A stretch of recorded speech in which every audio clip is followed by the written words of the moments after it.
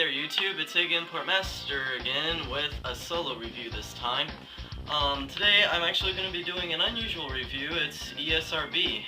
It's the rating system for all modern games nowadays for all major systems in America. It's nationwide, so I believe they've been rating since 1994 or 1995, and let's just see how accurate they can be and if they live up to their policies. So here's all their information up to date. First off, they start by saying, the Entertainment Software Rating Board ratings are designed to provide concise and impartial information about the content in computer and video games so consumers, especially parents, can make an informed purchase decision. ESRB ratings have two equal parts. Rating symbols suggest age appropriateness for the game, such as on here it says T for teen on Star Wars Battlefront, and content descriptors indicate elements in a game that may have triggered a particular rating and or may be of interest or concern, such as on the back, it gives the warning of violence. To take full advantage of ESRB rating system, it's important to check both the rating symbol on the front of the box and the content descriptors on the back. No problem there yet. Now here's the symbols. We got EC, E, E plus 10, T, M, and A. So first is EC, early childhood. Titles rated EC have content that may be suitable for ages 3 and older. Contains no material that parents would find inappropriate. Well, it'd be nice if we know what they thought inappropriate was, but it's probably nothing bad. I only know one game, EC, anyway. It's like Winnie the Pooh. Alright. Titles rated E for everyone have content that may be suitable for ages 6 and older. Titles in this category may contain minimal cartoon fantasy or mild violence and or infrequent use of mild language. So, kids apparently at age 6 should be hearing bad words. Oh well. E plus 10, which started in 2005 actually, have content that may be suitable for ages 10 and older. Titles in this category may contain more cartoon, fantasy, or mild violence, mild language, and or minimal suggestive themes. So they haven't even hit puberty yet, and we're already showing them inappropriate dressed ladies. Yeah, T for teen. Titles rated T for teen have content that may be suitable for ages 13 and older. Titles in this category may contain violence, suggestive themes, crude humor, minimal blood, simulating gambling, and or infrequent use of strong language. Which is really inappropriate for anyone. M for mature, titles rated M have content that may be suitable for persons ages 17 and older. Titles in this category may contain intense violence, blood and gore, sexual content, and or strong language. And then we got the newer A for adults only, which have content that should only be played by persons 18 years and older. They're 1 year older. And titles in this category may include prolonged scenes of intense violence and or graphic sexual content and nudity. So now people are watching people have sex. Now, as low as the standards may be concerned, they still don't always hold up to their own standards. I sent a message to ESRB.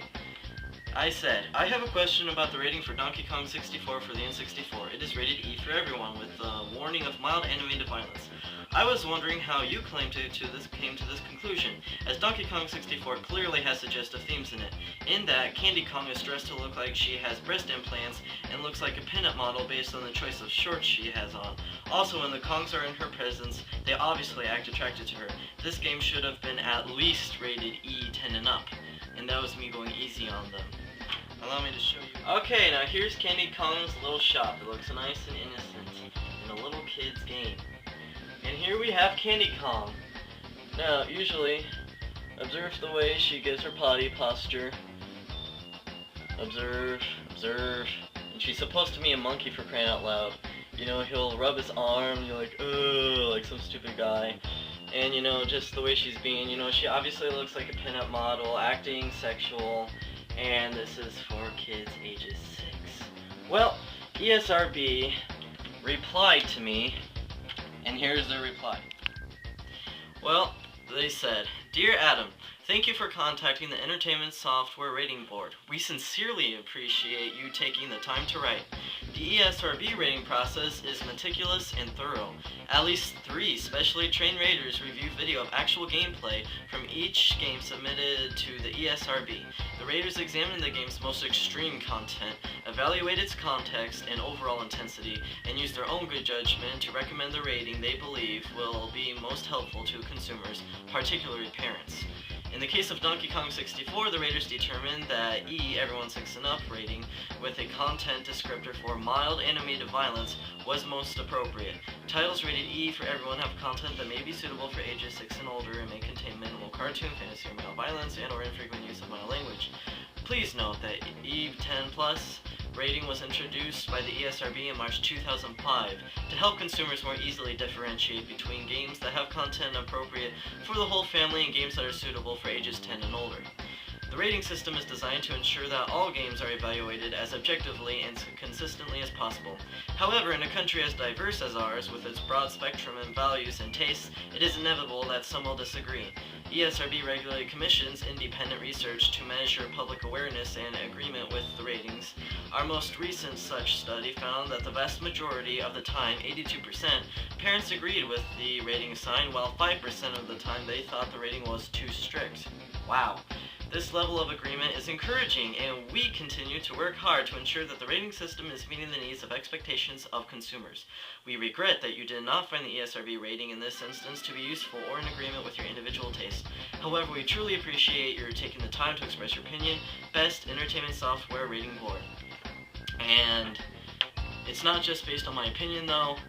You will notice they completely ignored what I said about the suggestive themes, as you saw for yourself that it has.